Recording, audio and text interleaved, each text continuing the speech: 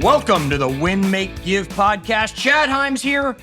I would say on my own, except you know that this is an interview episode. That's why I got rid of Bob. That's why I got rid of Ben. Because folks, we know at the Win, Make, Give podcast, we are about health, wealth, leadership, and legacy. And we're going to talk to a guy today who's going to cover all of them, yet he's going to focus on health. So of course, who gets to do the interview? Me. That's right. Who needs the interview? Bob and Ben. Do we think they're listening? Probably not, folks, but you are, and I appreciate you joining me here today and our guest who I'll be bringing on in a moment. Before I jump into today's episode and interview, I want to remind you of all the other podcasts that we have on the Win, Make, Give umbrella, right? Have you checked out Tell Me Something Good with Clint Swindoll? Have you checked out Built How if you're in the real estate industry? And have you checked out the 15-point plan where Jolene and I take Ben's plan and help you get out of a rut and into a groove? And you know, part of today's episode might just end up being played on that podcast as well. I have a feeling as we get going into this. That's enough of me. It's time to bring on my guest, an actual mad scientist. That's right. I can't wait to hear more about this.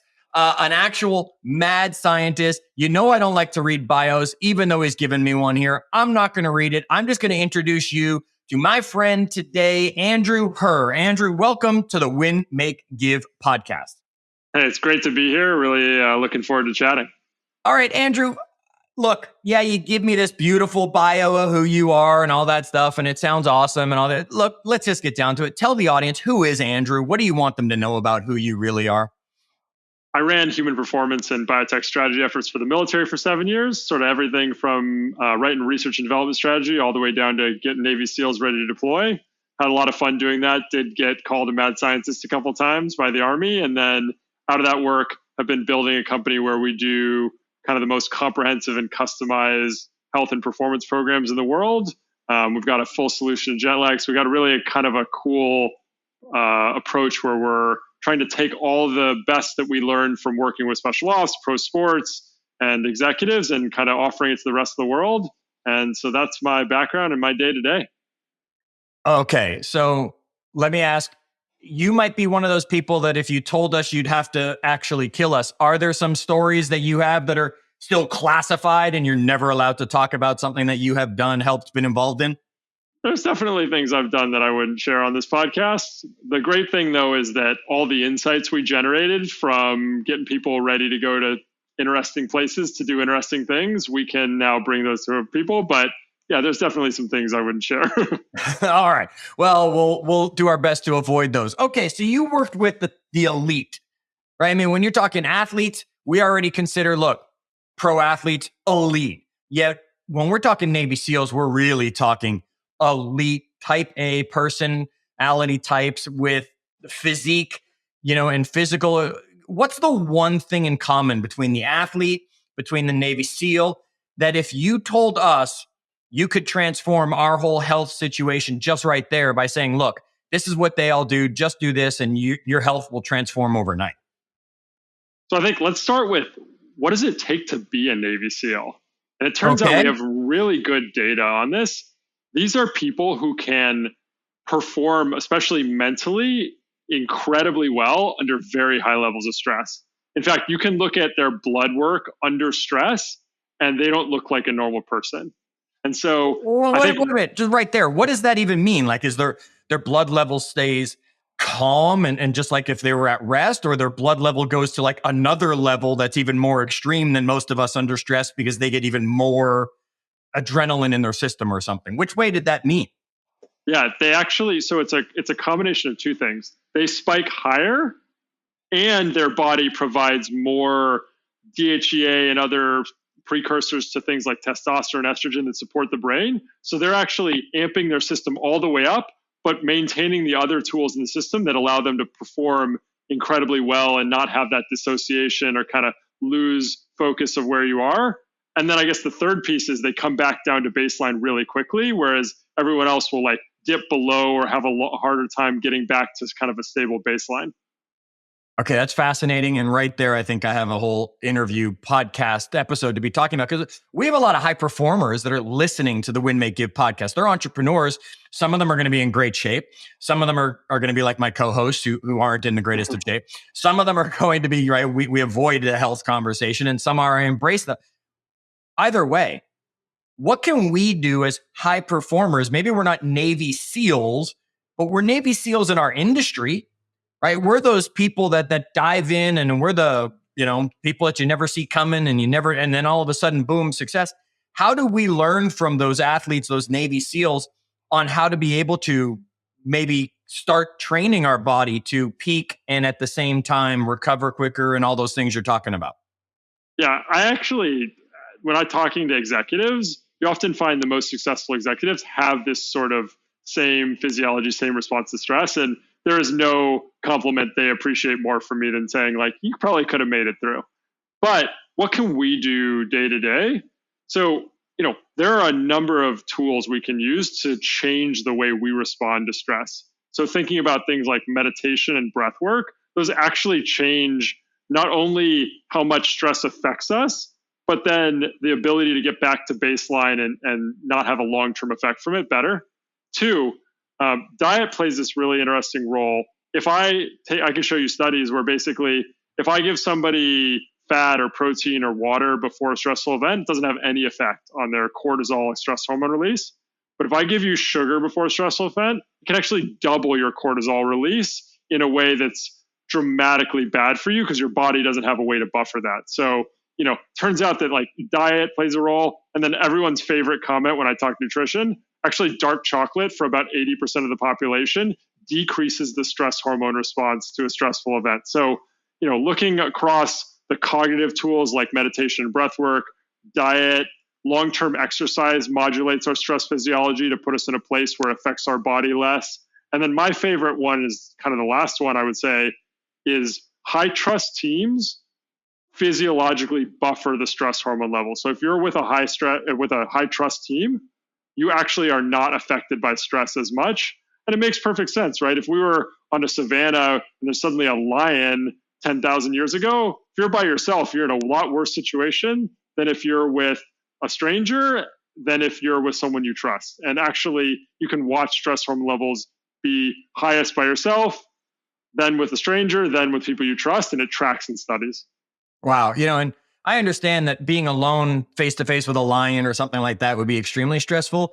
Face to face with someone else, as the old saying goes, right? You don't have to be faster than the lion. You just have to be faster than that other person.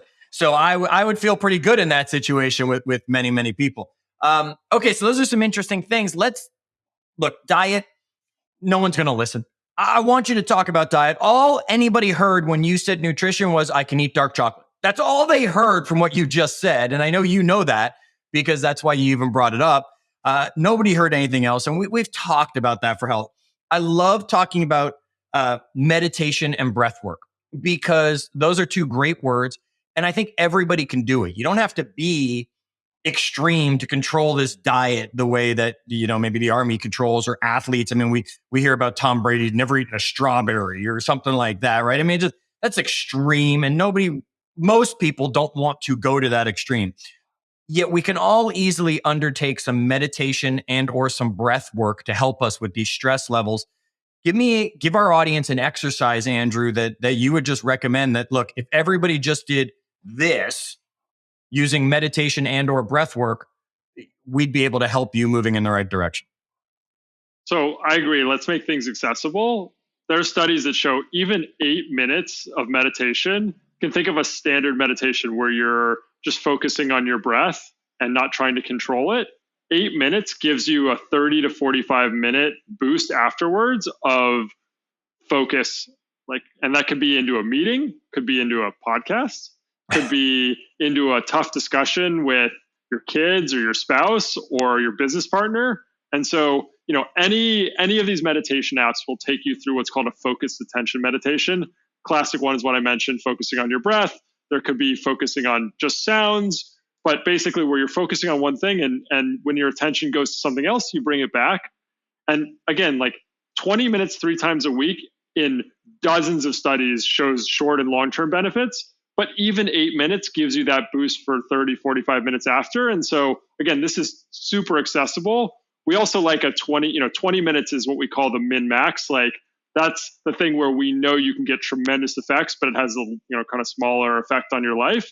And the cool thing about 20 minutes is in a 30-minute calendar block, you've got 5 minutes of these emails and this phone call, and you got to go to the bathroom. And it turns out you only have 20 minutes in a 30-minute calendar block. You're absolutely right. So, okay. So folks, just 8 minutes before that big meeting, before that big appointment, before that big confrontation, heck, before you walk in the house after work to face the family and all the energy that they're going to come at you with. What if you just took 8 minutes around the corner in your car and did some sort of focused meditation where you did either download one of the apps where it's going to walk you through it, or, and I do this one all the time, I'll just tell my phone, I'll say, Siri, set a timer 10 minutes and I'll turn it over so I'm not looking at it, and I'll just zone out, go into paying attention to my breath. She'll tell me when 10 minutes is up. And it's an amazing exercise that everyone out there can do. We can make you the Navy SEALs of the industry that you have chosen to focus on. Okay, so Andrew, one of the things I heard you say in passing, and I'm jumping around, so everybody's got to just stick with me. Maybe you heard Andrew say it, and he mentioned it before we even started recording briefly. You talked about being able to help people never experience jet lag. I mean, I don't care if I fly one time zone or two time zones, much less fly across, the globe or anything like that. Jet lag is one of those things that just kicks us in the behind way too often for people who travel. Give us some tips. Help us explain the science behind what's going on here, Mr. Mad Scientist, and what we can do as the general public to better deal with time changes and the jet lag that comes with it. So the story starts when I was working with the Navy dive community. And it turns out that when you go from high pressure to low pressure, like you come up really quickly, it's well known that you can get decompression sickness of the bends. But there was some brand new research showing that it's actually inflammation that causes the bends and not just the nitrogen bubbles.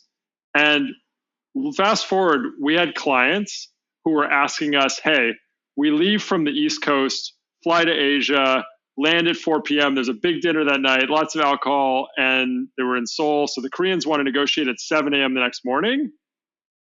Basically, they were using jet lag and hangovers as a negotiating tool. And Mark, in the words of our clients, like, we're getting effing killed here. And what they were like, all right, well, we will develop you a custom solution. And what we realized was, looking at all the research and what we then started experimenting with our clients, that same pressure change you get from diving, there's a much smaller one. You take off, you go from sea level to the cabin pressure in airplanes like 8,000 feet. And so you take off and you immediately get this inflammatory hit to your body. And that throws everything off. And that's why you can't change your circadian rhythm. That's why you feel bad even on a short flight. That's why people get constipated, their guts off. And so basically we figured out how to turn off that inflammatory event by custom timing, use of different dietary supplements. And then that allows you to tell people when to eat, sleep, and use all the like B12 and melatonin and light and caffeine to shift the circadian rhythm. And so now we've been selling a product in that area to special ops and to pro sports now for a couple of years. And this is fortuitous timing. We're actually launching that product direct to consumer in 2 weeks. In 2 weeks. By the time this episode goes live, probably launched, because folks, we're a few episodes ahead on my recordings, and Bob and I were talking about it on a recent one. We're a few episodes ahead. So by the time this goes live, this episode will be into November, I've got to imagine, and you'll be launched. Yeah, I'm really excited. The product we call FlyKit, FLYKITT, which is the website, flykit.com. And we see 95% of people be able to go Europe, Asia, Australia with minimal to no jet lag. It's really, we're really excited about it. What about just East Coast to West Coast? West Coast, I mean, is it worth it even for someone who's just doing the 2 or 3 hour across the country here on a regular basis? We always say it depends on how much you're impacted. Some people get really hit hard with that. And for sure, for the red eye, it's a lifesaver for the West Coast to East Coast red eye. But if it affects you a lot, then absolutely. And if it doesn't affect you as much, then save it for the longer trips. It's awesome. Okay, so FlyKit, FLYKITT.com, for anybody who wants to check this out because you experience it. I never thought about it the same way as diving. I years ago scuba dive. And I always remember the warnings, right? Our trainers always taught us again and again and again, slowly coming up. You don't want the bends and all that. And I never really thought about the fact that, boy, a plane takes off really fast. And that's basically the same concept. We're going Yeah, and straight up. We just don't think about it because there's no water around us. Yeah, and it explains all these weird things you get with flying. Like I mentioned the constipation thing. Why do people with autoimmune disease get more relapses? Why do our guts and our brains, why do we have all this brain fog when we fly? Why do people's joints hurt after they get off a plane? Why do people get blood clots? People sit on their couch for 12 hours. So what's different in a flight for 12 hours? Sure, the seat's a little less comfortable, but it turns out the inflammation then predisposes you to all this craziness. Interesting. All right. So watching Netflix at home for a binge session versus being on an airplane. Now we finally understand the difference between the two of them, other than I can't stretch out as much because that seat in front of me is too close. Okay, Andrew, let me ask you this. Did you want to be a Navy SEAL? I mean, people don't usually research Navy SEALs if they didn't at one point in their life say, I can do that. And then maybe they didn't. And then they said, well, okay, what made that guy different than me? Was that a goal or a dream or a desire of young little Andrew running around? I definitely had the military in my family. My grandfather was kind of a no BS war hero, took home every medal short of the Medal of Honor from World War II. And so I had that in my family. But for some reason, that was never the goal. And then my dad's side of the family, my dad's a doctor. So suddenly you see I was interested in the science, the international stuff, the military. And, serendipity as life would have it, I ended up doing kind of the intersection of those two things. Got it. All right. So it wasn't that you were going to necessarily be in and you didn't make it through buds. You just had it in your blood and then knew that these are the guys to study. Okay. So the ultimate lesson that you learned from studying Navy SEALs is? I would say a few different things.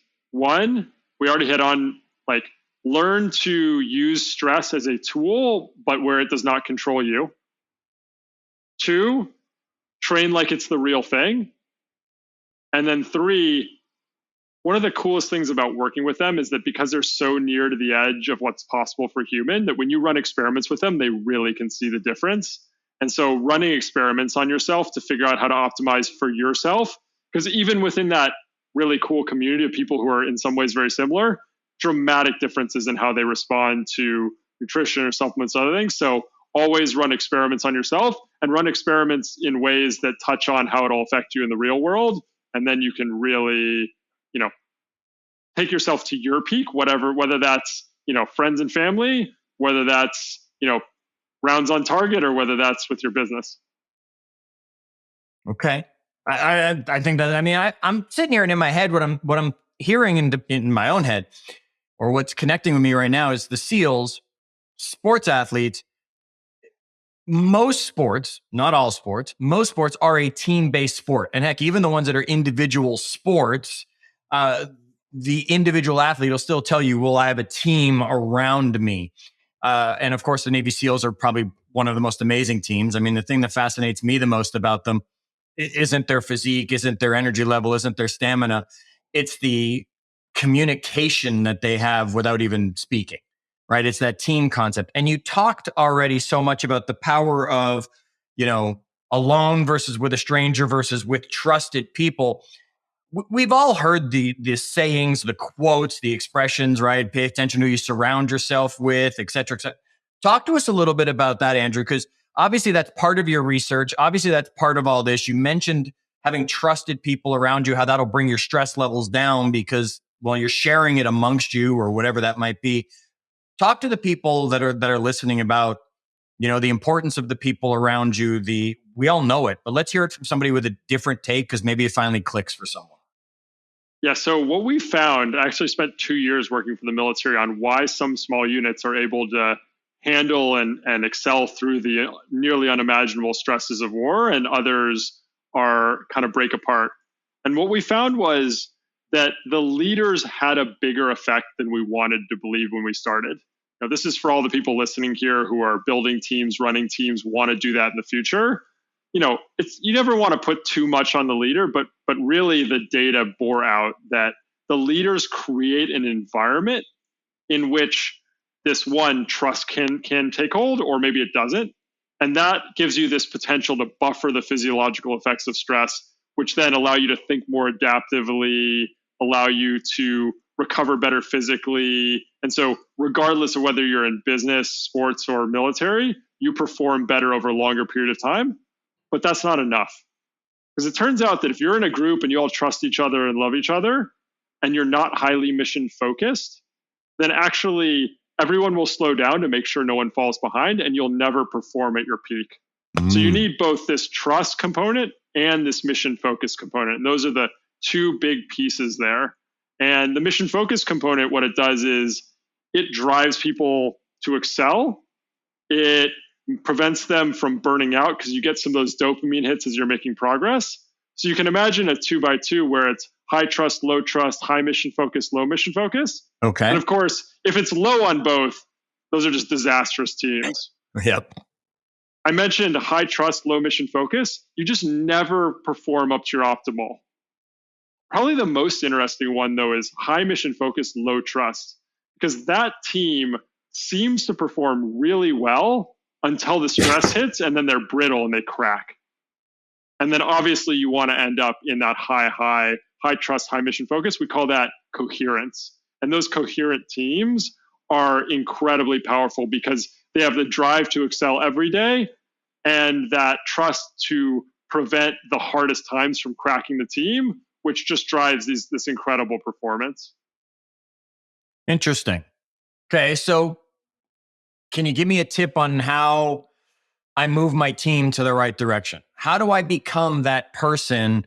I mean, obviously, if the leader is a high-stressed mess, the team's not going to get anywhere. We can see that. Yet, give me a tip that you've seen from either the sports or the SEALs or all of them that are in common with the coachings that can translate into the business world that I can say, hey, I want to make my team high trust with high mission. What's something I should be doing? So let's start on the trust side. Okay. First thing, manage uncertainty with your team. Uncertainty and social judgment are the biggest human stressors. So you got to start there. 2, you have to show, not tell them you're competent, right? Credentials don't matter. And the most interesting way to do this is when you mess up. Because we were spent time with a bunch of people who'd come back from Iraq and Afghanistan. The question is, what do you do when you make a mistake as a commander? In their words, some of them would say, and then I got one of my guys killed. And it turns out there are 2 things you have to do there. 1, you have to acknowledge the mistake. Otherwise, everyone will believe you'll do it again. And 2, you can't dwell on it. In their words, you got to get back on the horse. Because if you don't trust yourself, then other people won't trust you. 3, you got to show that you're trustworthy, which means treating people fairly. It doesn't mean equally. It just means fairly. Oh, say that again. Said you have to show you're trustworthy, right? That means treating people fairly. Fairly doesn't mean equally, though. Yeah, I like that. I want everyone to remember that one. Okay, keep going. And then let's jump to sort of reward and mission focus. Okay. Because at the end of the day, mission focus is about reward and dopamine loops and other things if we're reductionists. The first thing is you've got to show yourself that you prioritize the mission. That means you're making sacrifices for it. In the words of the military guys, you don't let the BS roll downhill. If there's a bunch, if the higher headquarters is telling you to do things that don't make sense, you don't just put that down on your subordinates. Okay. Second, you've got to show that you prioritize the team over yourself. Again, displaying respect for your subordinates, because if you prioritize the mission, that means you prioritize the team. And then you've got to enable the team to see progress, because if you don't get that dopamine hit from progress, or even it's only the ones you expect, your brain will rapidly start to decide this isn't worth all the pain and suffering. So you've got to find ways to show the team progress along the way. So you've got to build projects in with kind of these interim milestones and really be able to show to your brain that what you're doing matters. Okay, so we've got to keep rewarding ourselves with that dopamine hit. You're saying creating that dopamine loop. And instead of saying, hey, big reward waiting at the end, there's got to be those incremental rewards along the way that make me say, I want to keep going, not, wow, that reward so far.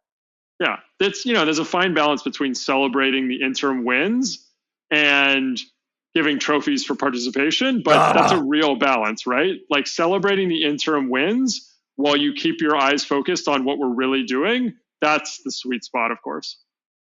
Okay. Complete off topic. I got to go complete off topic with you for a second. Let's do it. Okay. But Bob's not here, and Bob would have been the one who would have done this. An audience, you've heard Bob do this many times. When we are interviewing somebody, we have video so that we can see each other and all of that kind of stuff. Now, Andrew, I see you and you're in your home office, I'm guessing, or something like that. And one shelf, I see, an American flag folded. Maybe that was from your grandfather or somebody else that was important to you. I see medals. I see a little champagne bottle, right? I see tribal pieces, it looks like. And I know that you've traveled far and long across the country, and I'm guessing that's what's but then there's a bottle of ketchup. There is and a I bottle just of ketchup. have to ask, did you just leave that behind after lunch and not think it would be in the video? Or why is there a small bottle of ketchup as part of this backdrop that I'm seeing that looks so purposeful? So I studied in Russia in college and have traveled extensively there. I've probably done 10,000 miles by train. And that's a Russian bottle of Heinz 57 ketchup. And it, to me, just represented this like very humorous piece of like how American food, American culture ends up all around the world. So if you could zoom in, you'd see that the word ketchup is in Russian, and the word Heinz is in English. Got it. Okay. So now I understand why I'm staring at a ketchup bottle amongst all these beautiful pieces that you have collected clearly across your journeys and your experiences. Okay. And that champagne bottle has the presidential seal on it, which is what makes it fun. Wow. Nice. Okay. So look, Andrew, you have worked with SEALs. You've worked with athletes, right? We're not going to ask you to name drop. And of course, if you name dropped any of the SEALs, they'd probably disavow you and all that kind of stuff when it comes to it. You're sharing with our audience. Here's some of the stuff I'm hearing. Folks, meditation and breath work. Meditation and breath work is going to give you a boost. 8 minutes, I think, is what you said, Andrew, right? Will give us a good 20 to 30 minute focus level before something. And if you can do 3 days a week, 20 minutes each time, that's going to give you even greater results. Nutrition matters. Don't just hear dark chocolate, right? That's what you all heard. Don't just hear that. Nutrition actually matters. And working with trusted personnel around you, having that trusted group so you can build a high trust, high mission team is going to move everybody and be the most successful type of team out there. You have found the cure for most people of jet lag. They can find out more about that at flykit.com with 2 T's on flykit, right? If you want to check that out and see what's coming with all of that. You've traveled the globe clearly. Obviously, our ketchup story tells us that you definitely traveled Russia and all that stuff for many miles, as I think I heard you say, like over 10,000 miles across, right? That's a lot of mileage to be trapped. Give our audience one takeaway. They came into this, they heard health, they did what Bob does, and they just kind of went zoom, right? And they tuned out a little, but they wanted to listen to the episode and they wanted to catch it. Now they're connecting back in. And I don't care if it's repeating something you've already said or if it's saying something completely brand new. What is it that our audience needs to take away from this episode if they only took one tip away from you, Andrew? The best thing you can do in your life is run experiments to find out what works for you. Okay. People are so give me an different. Experiment I can do on myself. I mean, it sounds so obvious. And I told this to someone the other day. They were like, well, when I run, should I stretch before or should I not stretch before? Because some people tell me stretch. Some people tell me, I said, well, why don't you stretch for 2 weeks? And then why don't you not stretch for 2 weeks and see which one works better for you when it gets to running? But give us some experiments you would, if you were our coach, say, okay, here's what I want you to do for the next day or week or month. Give us some experiment ideas. Be specific for us. Great. I'm going to give you some ones that are very common and that aren't necessarily like the on hard mode. So we'll start simply. Okay. For sleep, you can get a $10 pair of blue light blocking glasses off Amazon and try wearing them for 45 minutes before you go to sleep. If it helps a lot, great. If it doesn't help, great. You don't have to worry about it.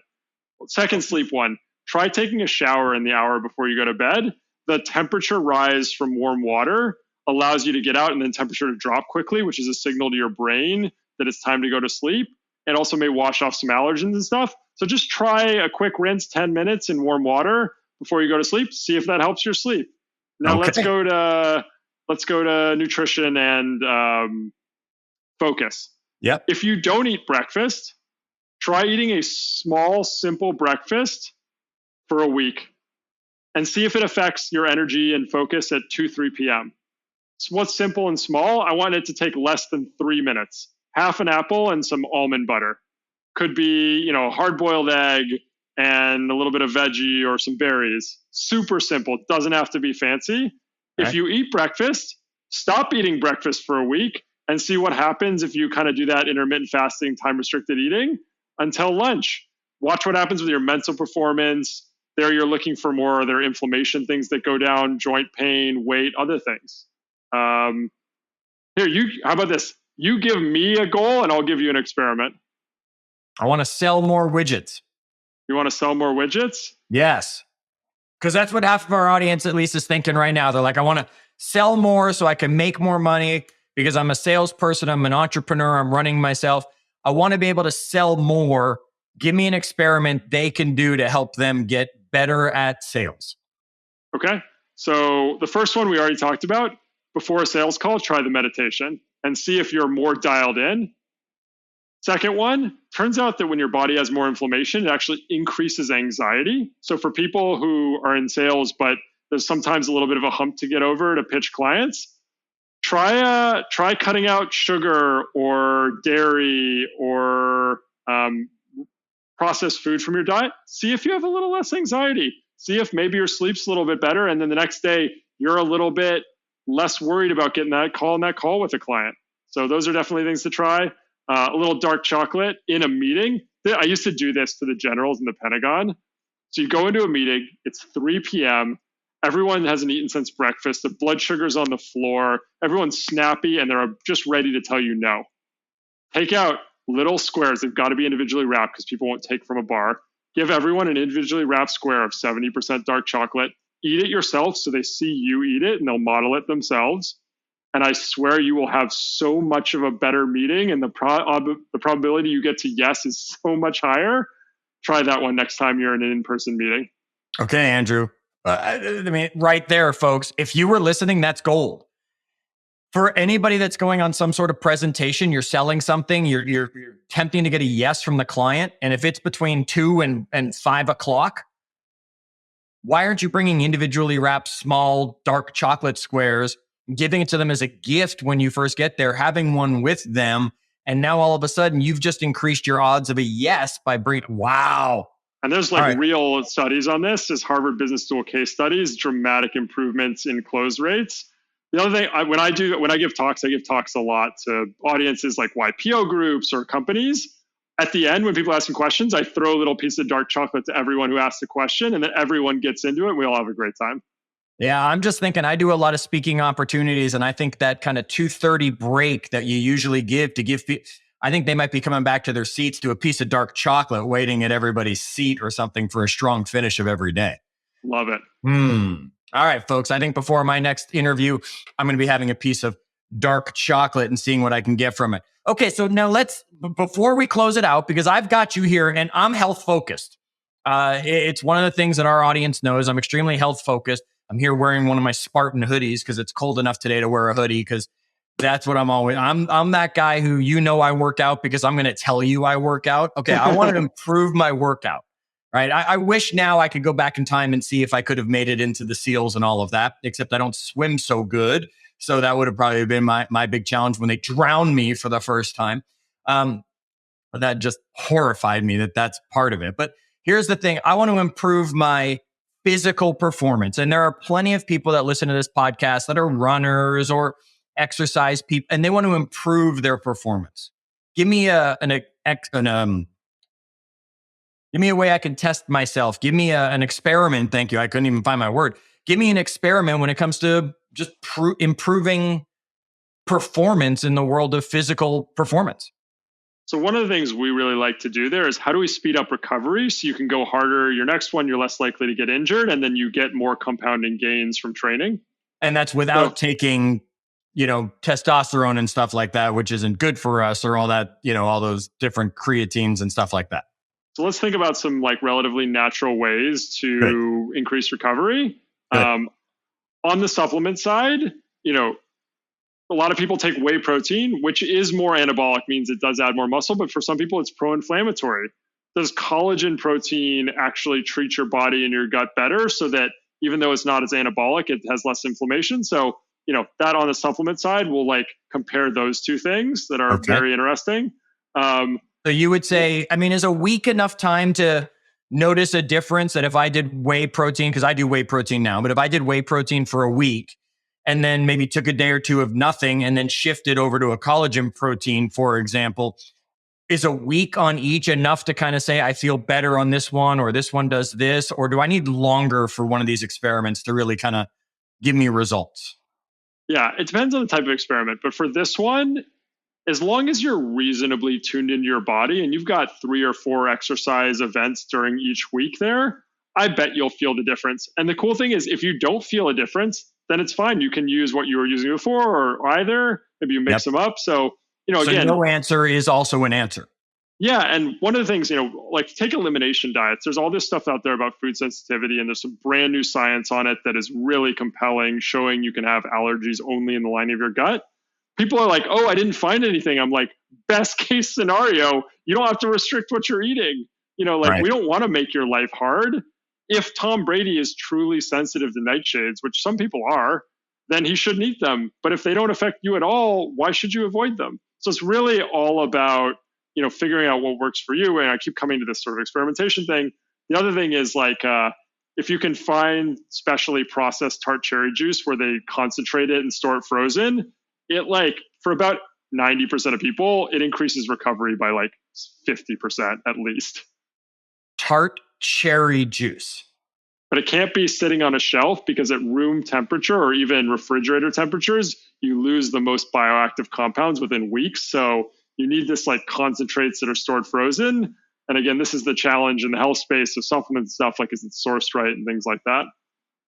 All right. I'm going shopping right now to see if I can find some, because that just sounds horrible to drink, but amazing. It's actually delicious. Okay. All right, good. All right. I wasn't sure I was going to be experimenting on that one myself. Okay, folks, here's the thing. Do you have the mind? Do you have the physique? Maybe not, but do you have the mind and the internal workings of a Navy SEAL, of a professional athlete? I don't know. Yet Andrew's given us some ways today to move in the right direction to have that, whether it was through all the things he's talked about, whether it's through experimentation and figuring it out. Andrew, we can find out more about your fly kit at FLYKITT.com. Yet what if we just want to connect with you directly? What's the best way to follow as you're sharing knowledge, or reach out to you and say, Chad should have asked you this, I want to know more? How do we reach out to you? So you can find me on Twitter at Andrew Herr, Herr bio, BIO. People are still on Twitter? Okay. Find me on Twitter. And then also, we run these comprehensive programs where we design the experiments for you. So if you ever want us to support you in doing this, you can find us at fount.bio, FOUNT.bio. And there's also a way you can contact me directly through that site. And we try to respond to everyone who reaches out to us, and just love supporting the communities and love helping people on these, performance optimization, health optimization journeys. All right. I think I'll be wrapping this episode up and running over to fount.bio to check out a little bit more for myself. All right, Andrew, I'm going to give you 30 seconds. Close it out. What is it that you want to share before I then take everybody home? The best thing we can do in life is customize 3 ways to your body, your goals, and your lifestyle. So what that means is figure out what you really want. Don't go with someone else's goals. And then the way to get there is through the experimentation piece. And then as long as you're running experiments that work for you, that fit into your lifestyle, then it's sustainable. Then you can do it for the long term. And there may be periods where you want to amp it all the way up and go for the, Spartan race prep. I run Spartan races myself.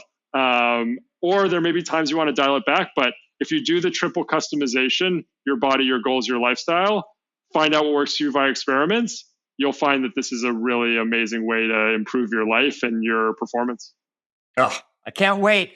Audience, I really hope that you paid attention to this, because I don't care whether it's your health performance, I don't care whether it's your wealth performance, your leadership, the legacy you'll leave behind. I don't care whether it's growing your team. All the things that Andrew has talked about here today are to help you grow to that next level, which is what we are here for at Win, Make, Give. We want you to continue to win so you can make more, so that you can give to others along the way. And that's why Wealth Series 2.0 is coming. I know I've been teasing it long enough.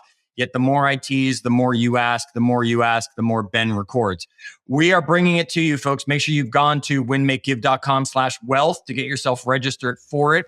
Make sure you subscribe to the podcast so you don't miss a single interview, because who knows what we might share on the next episode. And when there's someone that comes to mind mid-episode that you think should have heard what Andrew was saying, I hope you'll share this episode with them. Until our next episode, when maybe I'm joined again by Bob, or maybe I'm joined again by Ben. Until then, it might just be you, me, and whoever we bring on here, and we'll have fun doing it, learning that way as well. Until then, folks, as always, do good.